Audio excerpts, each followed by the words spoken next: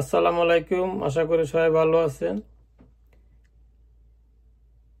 আমেরিকায় আসলে ধরপাকড় চলছে। আমি নিউ ইয়র্কে থাকি। নিউ ইয়র্কেও বিভিন্ন জায়গায় আইএস এর লোক দেখা যাচ্ছে, আমিও দেখেছি, এবং ধরপাকড় হচ্ছে। হয়তো যাদের কাগজ নাই এবং কাদেরকে ধরবে ওদের কাছে লিস্ট আছে, তো সেই লিস্টে কি আছে আসলে আমরা জানি না।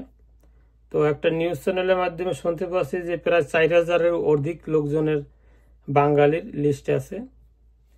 তো আমি বলতে চাই যে যারা বাহিরে যান কাজের জন্য, তাদের বৈধ অবৈধ সবার উচিত তাদের আইডি কার্ড নিয়ে বের হওয়া এবং যার যে ডকুমেন্ট আছে নিয়ে বের হওয়া। সাবধানের, আমাদের কথায় বলে সাবধানে মান নেই, আসলে সাবধানে থাকা উচিত। আর যাদের কাগজ নাই বা কোনো রকমের সমস্যা আছে তাদের সাবধানে চলাফেরা করা উচিত। কোনো জায়গা যাইয়ে বর্তমানে গল্প গুজব করার কোনো দরকার নাই।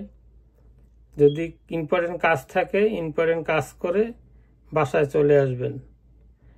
আর অনেক মুরব্বীদের বলছি যে অনেক মুরব্বীরাই নামাজ পড়তে যান বা একটু হাঁটাচলা করতে যান, তো তাদেরকে বলতে চাচ্ছি যে আপনারা মনে করায় বাসা থেকে বের হওয়ার আগে আইডি কার্ডটা নিয়ে বের হবেন, যার যে কাগজ আছে নিয়ে বের হবেন। যদি আপনাদেরকে ধরে, ভয় পাওয়ার কিছু নাই, আপনাদের কাগজ দেখাবেন।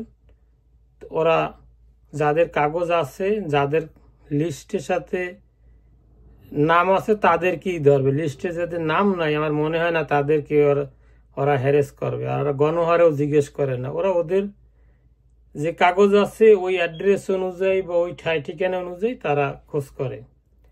তো যাই হোক, ভালো থাকবেন। আবারও বলি, সাবধানের থাকুন, সাবধানের মারি নেই। তো ভালো থাকেন, ভালো লাগলে শেয়ার করে দেবেন। আল্লাহ হাফেজ।